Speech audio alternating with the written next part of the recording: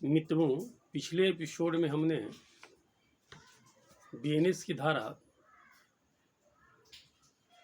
1 पर चर्चा किया था, जिसमें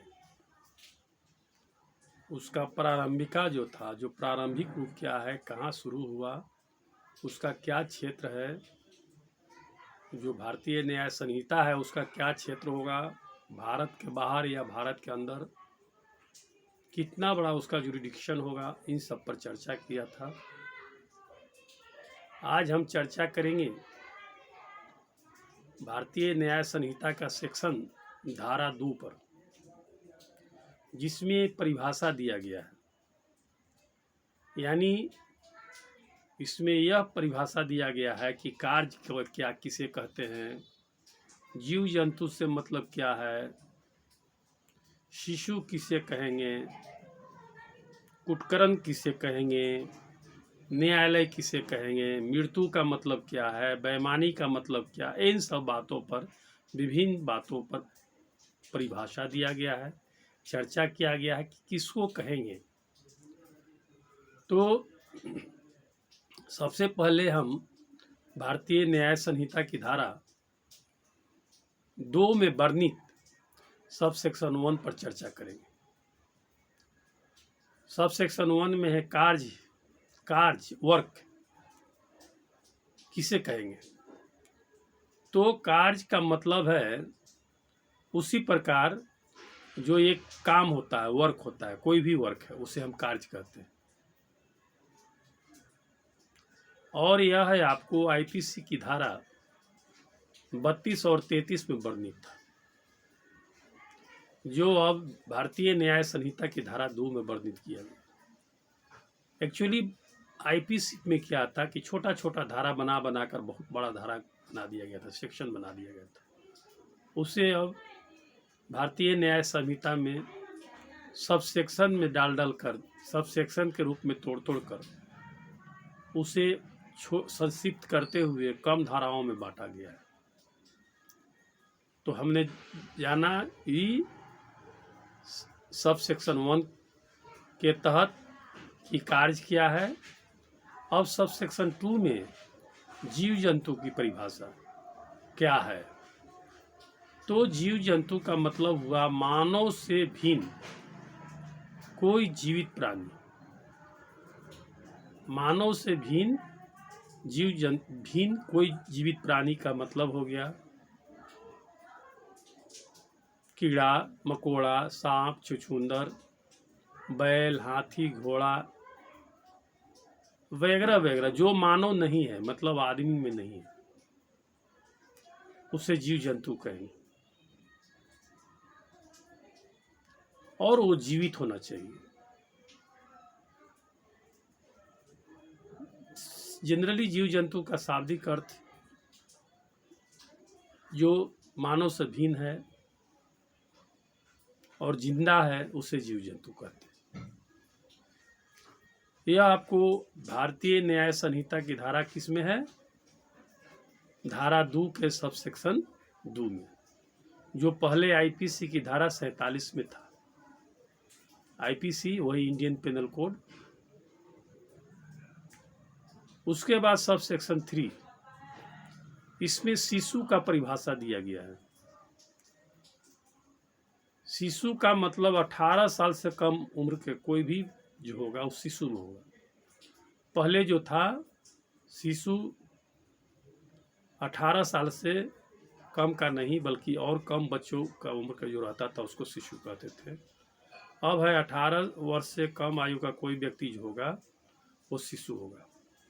यानी जितना नाबालिग वगैरह जो हम लोग ट्रीट करते हैं वो भी शिशु के अंदर। उसके बाद सब सेक्शन 4 में कुटकर्म का मतलब वही फॉर्जरी, जो हमने फॉर्जरी का परिभाषा पहले पढ़ा था। तो कुटकर्म कोई व्यक्ति जो एक चीज की दूसरी चीज के सदृश इस आशय से करता है कि वह उस सदृश से प्रवंचना करे या संभाव जानते हुए करता है कि उसके द्वारा प्रवंचना की जाएगी, वह कुटकर्म करता है, यह कहा जाता है। एक चीज़ है, कुटकरन यानी फॉर्जरी के लिए यह आवश्यक नहीं है कि एकदम नकल जो होगा हूबहू होगा। उसमें नकल कुछ भी हो सकता है, कुछ भी चेंजिंग हो सकता है, वो फॉर्जरी होगा। इसी तरह से स्पष्टीकरण 2 कहता है कि जब कोई व्यक्ति एक चीज को दूसरी चीज के सदृश कर दे और सादृश्य ऐसा है कि उसके द्वारा किसी व्यक्ति को प्रवंचना हो सकती है, तो तब तक कि प्रतिकूल साबित न किया जाए, वह उपधारणा किया जाएगी कि जो व्यक्ति एक चीज को दूसरी चीज के इस प्रकार सदृश बनाता है या उसका आशय उस सदृश द्वारा प्रवचना करने का था, या वह यह संभाव जानता था कि उसके द्वारा प्रवचना की जाएगी, तो ये भी जो होगा कुटकरन में ही आएगा। और यह आपको सेक्शन यानी आईपीसी की सेक्शन 28 में वर्णित था, जो अब यह बीएनएस की धारा 2 के सब सेक्शन 4 में वर्णित है। उसके बाद सब सेक्शन 5 में न्यायालय की परिभाषा है कि हम न्यायालय किसे कहेंगे, कोर्ट किसे कहेंगे। न्यायालय का मतलब यहाँ है कि न्यायालय से वह न्यायाधीश जिसे न्यायिक कार्य करने के लिए विधि द्वारा अकेले ही सशक्त किया गया है, या कोई न्यायाधीश निकाय जिसे एक निकाय के रूप में न्यायिकतः कार्य करने के लिए विधि द्वारा सशक्त किया गया है, जैसा कि जबकि ऐसा न्यायाधीश या न्यायाधीश निकाय न्यायिकतः कार्य कर रहा है, तो उस स्थान को क्या कहेंगे, न्यायालय कहेंगे। एक चीज़ और है कि न्यायालय के लिए यह आवश्यक नहीं है कि वह बिल्डिंग में ही हो, जहाँ उचित समझा जाएगा वहाँ न्यायालय हो जाएगा। कोर्ट यदि जहाँ समझे, जज जहाँ समझे और उसको लगे चलंत के रूप में या जैसे भी हो, उस स्थान को न्यायालय के रूप में ट्रीट किया जा सकता है। उसके बाद सब सेक्शन 6 यानी 6 क्या कहता है? 6 कहता है कि मृत्यु क्या है, मृत्यु, डेथ। तो मृत्यु जो है वह मानव की मृत्यु से भी प्रेरित है। मृत्यु का मतलब होगा मानव की मृत्यु, जब तक कि अन्यथा नहीं प्रतीत हो। मैंने यदि पढ़ने से यदि लगता है कि मानव के अलावा मृत्यु किसी का है तो ठीक है, नहीं तो जनरली भाषा में मानव मृत्यु को ही मृत्यु कहा जाता है। उसके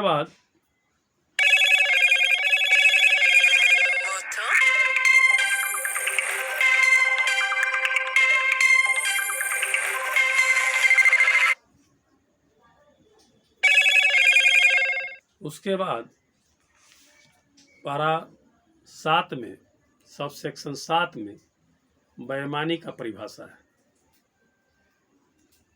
बेईमानी का मतलब है कि इस आशय से कोई कार्य करना अभिप्रेत है जो एक व्यक्ति को सदोष अभिलाभ कारित करे या अन्य व्यक्ति को सदोष हानि कारित करे। यानी बेईमानी जब किसी के द्वारा होगा तो एगो के लाभ होगा और एगो का हानि होगा, और यही इसकी परिभाषा के रूप में समझा जाता है। और को बता दें कि यह पहले आईपीसी की धारा 24 में वर्णित था, जिसे अब बीएनएस की धारा 2 के सब सेक्शन 7 में दिया गया है। मित्रों, इसके अलावा और कई परिभाषाएं हैं जिसको सब सेक्शन 8, 9, 10, 11, 12, 13, 14, 15 वगैरह वगैरह करते हुए आगे की ओर दिया गया है, जिससे अगले एपिसोड में हम चर्चा करेंगे।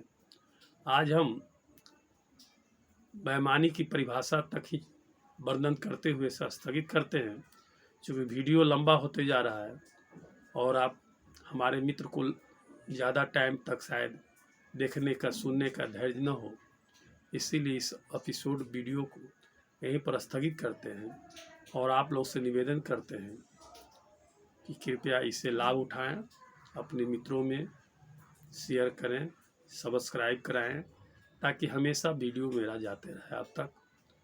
और लगातार आप सुनते रहें, क्योंकि हमने भारतीय न्याय संहिता पर लगातार चर्चा करने का शुरुआत किया है और उम्मीद है कि आप लोग को प्रेरणा से हम लगातार चर्चा करते रहेंगे, लगातार धारावाहिक, जिससे आपको भी समझने में या किसी को भी समझने में सुविधा हो।